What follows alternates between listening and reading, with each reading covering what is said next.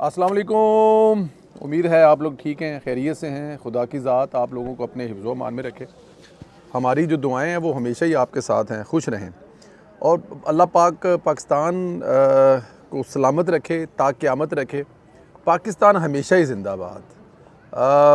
वो कुछ लम्हे आते नहीं हैं कि किसी पर्सन से किसी से आपको एक ज़्यादा मोहब्बत हो जाती है, उनसे ज़्यादा हो जाती है। तो ये जो पूरा एक पिछला सेगमेंट गुजरा है ना, तो इसमें हमारे के अंदर की जो पाकिस्तानियत ही है ना, वो बड़ी जागी है। और क्योंकि मौका ही ऐसा है ना, दुनिया के हर मुल्क में ऐसा होता है जब आपके किसी पर मतलब के लोगों के जिसे कहते हैं ना कि सालों से कोई तल्लक वास्ते नहीं होते, तो वो कोई फैमिली में कोई ऐसी वजह ऐसी हैपन होती है, कोई बीमारी आ जाए, खुदा ना करे, कोई ज़ाहिर है दुनिया से जाना भी तो है ना, तो फिर वो तलकात जो है ना बहाल हो जाते हैं। तो वो बहुत सारे लोग ऐसे हैं जो पाकिस्तान के बारे में, पाकिस्तान की फ़ौज के बारे में जो मतलब कि अच्छा नहीं सोचते थे, या उनके कुछ तहफ़्ज़ात, अच्छा से बेहतर है कि आप ये लफ्ज़ इस्तेमाल कर लें कि उनके तहफ़्ज़ात जो होते थे ना, तो वो भी इसमें दूर हुए हैं। वो भी बल्ले बल्ले कर रहे हैं कि पाक फ़ौज ने हमें दुनिया जहान में हमारा जो सर है वो फ़ख्र से बुलंद किया है। बट आगे चलते हैं। गुजारिश जो आपसे की जाती है हमेशा कि चैनल को ज़रूर सब्सक्राइब करें, बेल आइकन को प्रेस करें और ज़्यादा से ज़्यादा जो सब्सक्राइब करने के अलावा व्हाट्सअप ग्रुपों में सेंड करें, अपनी राय का इजहार ज़रूर करें। आप लोग सोच रहे होंगे कि जैकेट पहन कर धूप में बैठा हुआ मैं, आपको पता है धूप से मोहब्बत है।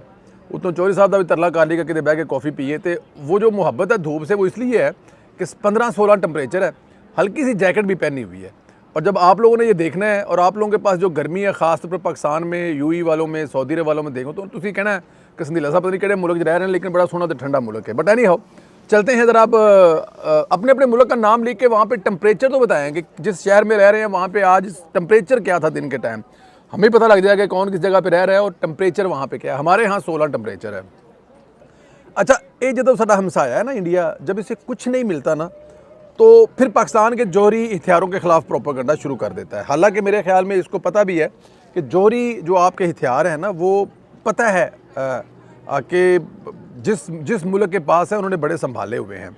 भारत की इसी आदत की वजह से वो बैकफुट पर चला गया। अब फिर इसने प्रोपेगेंडा किया और मुंह की खा रहा है और इसमें शिकस्त भी तस्लीम कर रहा है। भारतीय अखबार की रिपोर्ट है कि इस्लामाबाद ने अपने जौहरी हथियारों को सफारती दबाव के एक ज़रिया बनाकर इसमें फ़न महारत जो है वो हासिल कर ली है। वो आलमी ताकतों को बार बार अपने असूलों पर खेलने पर मजबूर करता है। भारत वही जिसने 1971 में पाकिस्तान को तोड़कर बांग्लादेश बनाया, कारगिल में बढ़तरी हासिल की, जिसने हालिया ऑपरेशन संदूर में बकौल नई दिल्ली, ये मतलब उनका एक प्रोपेगेंडा है। दिल्ली वाले कह रहे हैं कि असी ऑपरेशन संदूर दे विच पाकिस्तान को जंगबंदी पर जो है वो मजबूर कर दिया। और एक साडा वज़ीर-ए-आज़म है और नहाता पिया सी। बहुत सारे लोगों को इस बात से भी तकलीफ है कि जंग लगी है तो शहबाज शरीफ स्विमिंग कर रहे हैं। बट एनी हाउ, भारत अखबार रोते हुए प्रोपेगेंडा कर रहा है, कह रहा है कि पाकिस्तान के पास तकरीबन 165 जौहरी हथियारों का जरिया मौजूद है। असले की तैयारी के लिए यूरेनियम और प्लूटोनियम भी है। यही वो बुनियादी ताकत है जो भारत और दुनिया को इसे संजीदगी पर लेने पर मजबूर करती है। 1998 में एटमी सलाहियत ज़ाहिर करने के बाद पाकिस्तान ने अपनी हिकमत अमली को कामयाबी से आगे बढ़ाया।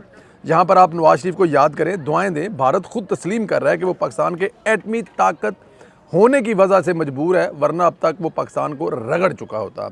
भारतीय अखबार की समझदारी और अक्लमंदी का एतराफ़ करते हुए कहता हूँ कि पाकिस्तान की दफाही सलाहियत को पॉलिसी जानबूझ पर मुबहम रखी हुई है ताकि दुश्मन अंदाज़ा ना लगा सके और इसका रद्द अमल कब और किस शक्ल में आएगा। भारतीय अखबार ये बयानियाँ बना रहे हैं कि पाकिस्तान ने कोई जौहरी धमकी देकर जंग रुकवाई है, पाकिस्तान को कमज़ोर साबित करने की कोशिश कर रहे हैं और बयानियाँ बना रहे हैं कि पाकिस्तान के पास जौहरी ताकत महफूज है। हालांकि बकौल इन भारतीय अखबार के हैं, बकौल इस प्रोपेगेंडा खबर के कि पाकिस्तान झूठ बोल रहा है। पाकिस्तान ने तो अभी अपने जवाब का सिर्फ मतलब कि आगाज़ किया है। भारत की चीखें जो हैं वो निकल रही हैं कि वो ये साबित कर रहा है कि पाकिस्तान लोगों को डरा रहा है, धमका रहा है और डरा धमका कर ये जंगबंदी की है। लानत तुम्हारी ताकत है कि सारे को डर के तो जंगबंदी कर ली है। ये बात लिखते हुए मुझे उस राइटर पे लानत डालने को दिल कर रहा है जो ये साबित कर रहा है कि हिंदुस्तान डर कर सुलह की तरफ गया है। डुब मरन का मकाम है तुहाडे वास्ते। तुहाडियां खबरां सुनो तो तुसीं लाहौर ते फैसलाबाद पोर्ट ते कब्जा कर लिया तो अंदरों तुसीं जिहड़ा काम कारोबार कर रहे हो वो भी आपके सामने ही है। बहरहाल भारत जो मर्जी कर ले, पाकिस्तान के जौहरी असासों को ना कल नुकसान पहुँचा सका है ना आइंदा पहुँचा सकेगा इंशाअल्लाह ताला। साबिक जो मियां नवाज शरीफ का एक बयान आया है, उन्होंने बहुत अच्छा बयान दिया है कि भारत जारहियत के जवाब में कौमी सलामती के लिए पार्लिमान का हर किस्म का सियासी तकसीम भुलाकर यक ज़ुबान होना खुश आइंद है। साबिक वज़ीर-ए-आज़म नवाज शरीफ से रहनुमा नून लीग सेंटर इरफान सदीकी ने मुलाकात की, जिसमें मुल्की सूरत हाल और हालिया पाक भारत कशीदगी पर तबादला ख्याल किया गया। इस मौका पर नवाज शरीफ का कहना था कि पाकिस्तान की बहादुर मुसल्लह अफवाज ने पेशा वाराना महारत और भरपूर अज़म के साथ वतन का दिफा किया। अल्लाह का शुक्र है जिसने हमें इस इम्तिहान में पास किया। सदर नून लीग का कहना था कि पार्लियामेंट ने अवाम के जज्बात की भरपूर तर्जमानी करके पाक भारत जंग में मुस्बत और तवाना किरदार अदा किया। कौमी सलामती के लिए हर किस्म की सियासी तकसीम को भुलाकर यक ज़ुबान होना खुश आंद बात है। और साबिक वज़ीर आज़म का ये भी कहना था कि अवाम ने अपनी मुसल्लह अफवाज के हौसला बढ़ाया और पाकिस्तानी मीडिया ने सच पर मबनी बयानिए को दुनिया के सामने रख कर दुश्मन के झूठ को पूरी कुव्वत से बेनकाब किया। साबिक वज़ीर आज़म मियां मोहम्मद नवाज शरीफ ये जो बयान है ना, मेरे ख्याल में यही बात है असल जिस पे हमें जो है वो गौर करना चाहिए कि पाकिस्तान का मीडिया, पाकिस्तान के सियासतदान, पाकिस्तान की जो हुकूमत है, पाकिस्तान की इस्टेब्लिशमेंट है और पाकिस्तान की जो अवाम है, इन्होंने ये मिलकर जंग लड़ी है और इसमें कोई शक नहीं है। अब हम ये जब बात कहेंगे तो फिर यूथिया इस बात को तो लेके जाते हैं। नवाज शरीफ का किरदार इस जंग को जीतने के लिए 1990 की दहाई से शुरू हो गया था। इस जंग को जीतने के लिए 1990 से नवाज शरीफ ने तैयारी शुरू कर दी थी। अब ये बात किसी को समझ ना आए तो फिर हम क्या कर सकते हैं, और हमें समझानी भी नहीं है ये बात, हमें ये बावर नहीं कराना। हमारा कायद जो है वो अगर खामोश है तो फिर हमें आपको समझाने की ज़रूरत क्या है। कायद अगर खामोश है, कायद ख़ुद आप लोगों को नहीं बताना चाहता या वो अपनी अहमियत या वो नहीं कराना चाहते तो बस ठीक है, हम भी मतलब हल्का फुल्का सा बताने की कोशिश करते हैं, लेकिन उसके अलावा ठीक है मौजा करो, सानू की फ़र्क पैदा है। बहरहाल नवाज शरीफ ने बचाया था, नवाज शरीफ बचा रहा है। 98 वाले धमाके हो मई वाले या 25 मई वाली जो है वो जंग हो, ये शरीफ बरादरान ने ही जिताई है, ये नवाज शरीफ ने और शहबाज ने जिताई है। ये दोनों बेटे मियाँ मोहम्मद शहबाज शरीफ साहब के हैं। बाकी गल्लां इन्हें जिन्नियां मर्जी सुन लो तुसी। भारत एक और प्रोपोगंडा वो इस्तेमाल कर रहा है कि अफ़गानिस्तान वाली साइड पर एक डैम की तमीर से पाकिस्तान का पानी रोकना चाह रहा है। भारत की अब हतलमुकान कोशिश है कि पाकिस्तान को किसी न किसी तरफ फिर जंग की तरफ लेके आए और अपनी सुबकी मिटाए।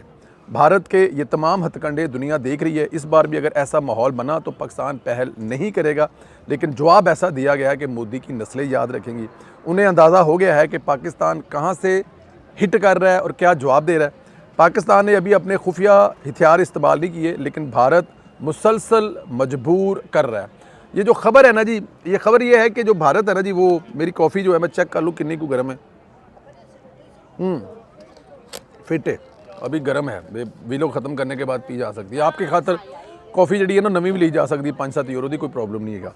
बट एनी हाउ ये खबर ये है कि जी जो इंडिया है इसने कोई 2001 या 2003 में अशरफ गनी के दौरे हुकूमत में काबल के नज़दीक एक डैम बनाने के लिए एक जो MOU साइन किया था अफ़गानिस्तान हुकूमत के साथ, जो उस वक़्त के बाद वो ना बन सका।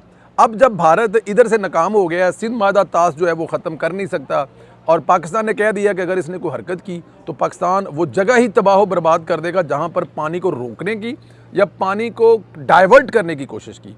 तो अब उसने क्या किया कि अब वो अफ़गानिस्तान वालों को कह रहा है ओ पुराना मायदा उन्होंने टाकी शौकी मारो कड्डो बाहर, तो जिन्हें पैसे लगते असी लाने हैं तो ये डैम बनाओ और जो दरियाए काबल पाकिस्तान में गिर रहा है उसका पानी रोको। ये हिंदुस्तान कोशिश कर रहा है, लेकिन मेरा ख्याल है हिंदुस्तान खुद तो चपेड़े खा रहा है और नाल नाल साढ़े कोलों इंडिया जो अफगानिस्तान है उन्होंने भी चपेड़ा पवाएगा। पानी भाई ज़िंदगी है, पानी हमारी सालमियत है, पानी हमारी रेड लाइन है, हमारी नहीं। कल हमारे एक दोस्त है तो उनके साथ हम बैठे कॉफ़ी पी रहे थे, तो उनके एक दोस्त थी, वो जो डच थी दोस्त उनकी, तो वो आई हुई, तो वो एक बात बता रही थी कि जो हॉलैंड है, क्योंकि बारिशें यहाँ पर नहीं हो रही, पिछले कोई 2-3-4 महीनों से बारिशें कम कम होती जा रही है। पहले जब हम आए थे तो बारिशें मुसलसल होती थी। तो वो कह रही थी कि हॉलैंड ने अपने जो उनके किसान हैं उनको ये वार्निंग दी है कि तुम लोग ये जो समर आ रहा है इसमें अपना पानी कम इस्तेमाल करो। वो कास्ट के लिए भी, अपने जानवरों को लिए भी, कि पानी जो कम इस्तेमाल करने का है कि पानी के लिए एहतियात करो। हालांकि हॉलैंड पूरा समंदर के अंदर है, पानी की कितनी अहमियत है मैं आपको सिर्फ बता रहा हूँ। तो अगर इंडिया जो खुद नहीं कर सका तो ये जो मतलब कि निका जा जरा साढ़े रहम करम से पलता पाया रब दी ज़ात तो बाद अफगानिस्तान, ये किस बाग की मूली है। तो हम अभी आपको ये खबर ये दे रहे हैं कि ऐसी ये खबर है, वार्न कर रहे हैं, पाकिस्तान इसको देख रहा है, कोशिश करवा ले, लेकिन ऐसा नहीं। एक खबर और भी थी, वो भी चलते चलते मैं आपको ऐड कर दूँ। बहुत सारे सोशल मीडिया के एक्टिविस्ट जो हैं, एक्टिविस्ट नहीं हैं, बहुत बड़ी बड़ी अखबारों के, बड़े बड़े जरीदों के एडिटर, चीफ एडिटर, चैनल्स के, उन्होंने एक ट्वीट की कि पाकिस्तान ने, जो पाकिस्तान का GHQ है ना, वो नूर खान एयरबेस के पास है, और वहाँ से क्योंकि वो जो हमला हुआ है तो उन्होंने वहाँ से शिफ्ट करना शुरू कर दिया। वो वहाँ से जो है वो इस्लामाबाद शिफ्ट कर रहे हैं। पहली गल है कि जी लोकेशन दे रहे हैं उन्होंने डंगरां नूं ये ही नहीं पता कि उत्थे पाकिस्तान का जनरल हैडकुआर्टर है ही नहीं है, GHQ वहाँ पर ही नहीं है, एक गलत लोकेशन बता रहे हैं। और दूसरी वो जो चवल मार रहे हैं वो कह रहे हैं कि इस्लामाबाद शिफ्ट कर रहा है। अब मुझे ज़रा ये बताएं कि 15 से 20 किलोमीटर उसको पिंडी से इस्लामाबाद शिफ्ट करने से क्या वो ख़तरा टल जाएगा? भाई उसको शिफ्ट करना है तो वो लाहौर ले जाएं, वो कराची ले जाएं, वो गुजरांवाला ले जाएं, वो सरगोदा ले जाएं, रहीम यार खां, मुल्तान, लिया, किसी जगह पे ले जाएं। चलो पिंडी से दूर हो गया, तो अगर 10-15 मिनट इधर से उधर लेके जाना है तो उसका क्या फ़ायदा होगा? तो मैं बताना ये चाहता हूँ कि इस किस्म की खबरें जो है ना, ये एजेंसियाँ चलवाती हैं। एजेंसियों के जो डेस्क होते हैं वो खबरें भेजती हैं, और उसके बाद फिर वो जितने लोग होते हैं वो पाबंद हो जाते हैं। और हिंदुस्तानी तो आपको पता ही है, उन बेचारों की तो ज़रूरत नहीं है कि वो मोदी की हुकूमत को या मोदी के किसी को वो कोई जो है वो टालने की कोशिश करे या उनकी खबर को अहमियत ना दे। लेकिन उसका मतलब फेक न्यूज़ पे, फेक जो इन्होंने इस जंग में चीज़ें की हैं ना, मेरा ख्याल है उस पर रहम आता है कि हिंदुस्तान पर खुदा की ज़ात जो है वो रहम करे। आपसे गुजारिश है कि चैनल को ज़रूर सब्सक्राइब करें, बेल आइकन को प्रेस करें, ज़्यादा से ज़्यादा व्हाट्सएप ग्रुपों में इसका लिंक शेयर करें और राय का इजहार करें। जो भी आप अपनी राय का इजहार करना चाहते हैं, क्या अफ़गानिस्तान बांग्लादेश के ज़रिए जो आपका अफ़गानिस्तान है उसके ज़रिए क्या ये गेम डाल सकता है, कर सकता है? और उसके अलावा बहुत सारी जो दूसरी चीज़ें हमने डिस्कस की है उन पर भी अपनी राय का इजहार करें। पाकिस्तान जिंदाबाद का नारा लिखें, ज़्यादा से ज़्यादा कमेंट्स करें, और आप लोगों से गुजारिश है कि शेयर भी करें, लाइक और प्रेस ज़रूर करें, और जिन लोगों ने अभी तक सब्सक्राइब नहीं किया वो भी ज़रूर करें। इजाज़त है, इंशाल्लाह अगले प्रोग्राम में फिर मुलाकात होगी। खुदा हाफ़िज़।